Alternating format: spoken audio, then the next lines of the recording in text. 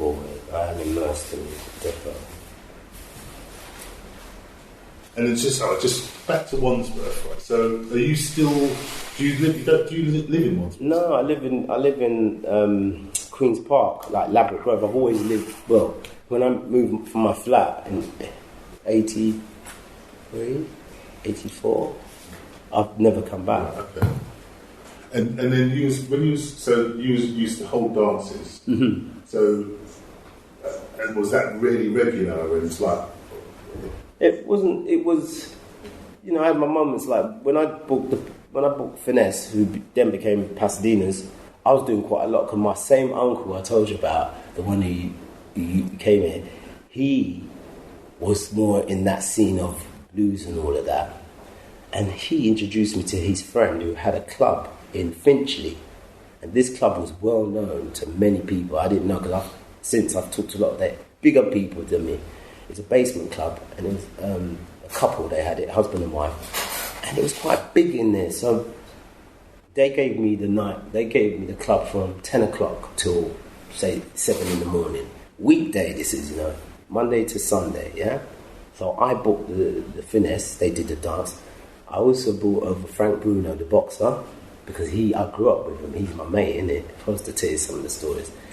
All right, so he came down. And he was just, the promotion just started, and that's why I brought him down, because people would just say, who's this boxer, Frank Bruno and Tar? So he came down on one of the shows. It was bad, because I used to come out there in the morning, and they used to cook food for the people that pay once for the prostitutes and pimps. Really, that's who came in. So I provided the entertainment. And I never knew that till after. I was so thick in it. I just thought, who's all these people coming this time? And then I realised, of course. So, yeah, and then one time we started this thing called, blues was more identified with reggae, innit? So we said, let's do soul blues. So we got Pasadena's, no, they're not even Pasadena's by now, so they're still Finesse. And we had a flat, or we could get access to flats and electricity, so we did this blues. So we said, Frank, you got to be at the door. So he said, yeah. And Frank, this is when I knew Frank had changed, because he was going through the whole process of training at another level with the Lawless family, and you could see his change. And he wasn't like so.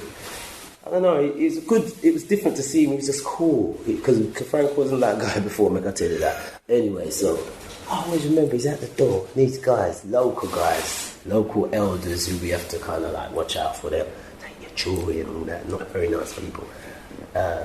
He just let them in like that. He goes, yeah, go in.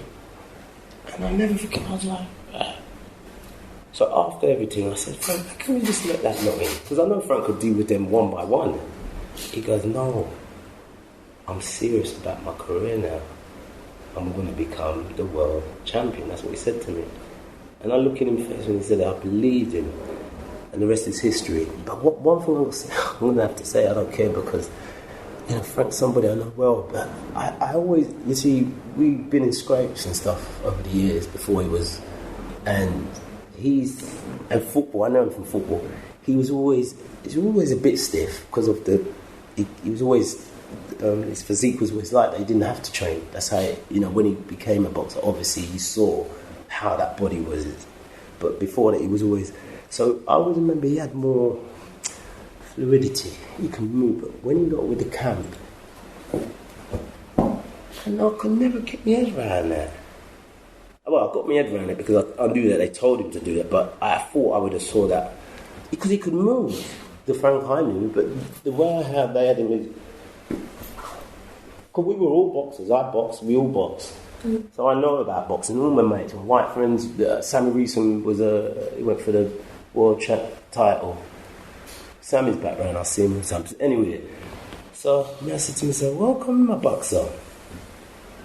And, at least he did get the world champ from Witherspoon, but it wasn't convincing for me. I think he should have taken out Tyson when he hurt him with that. He hurt, do you remember that? I watched it the other day. He hurt Tyson kind of, but all Frank done, the Frank kind of, but he was just doing that. You're supposed to go mad, you know what I mean? You're supposed to give it to him. And that's when I said to myself, nah, man. And Anyway, Frank Good. I've only seen Frank once since all of this success. You'd always hear Frank. He used to have a Granada, big Granada, and the music was so loud you'd hear it first, you know. We say, oh, Frank's coming, he's just driving up and down there. Those are the days. And then I saw him at an awards ceremony, music in Wembley, and I found it really. I felt weird. It was a weird experience because I knew I would see him at one point. Anyway, he's coming down the stairs. He's not one of the chat, but he's Harry and all that stuff. He's in public eye. He's coming down the stairs with an entourage, yeah? I'm going up. And as he's coming down, he mentions everything about our upbringing. He just mentions certain things. He says, oh, family, I've got that chat, wicked chat now. And then just walk past me. And I turn and I look at him like this. I say, yeah, idiot, boy.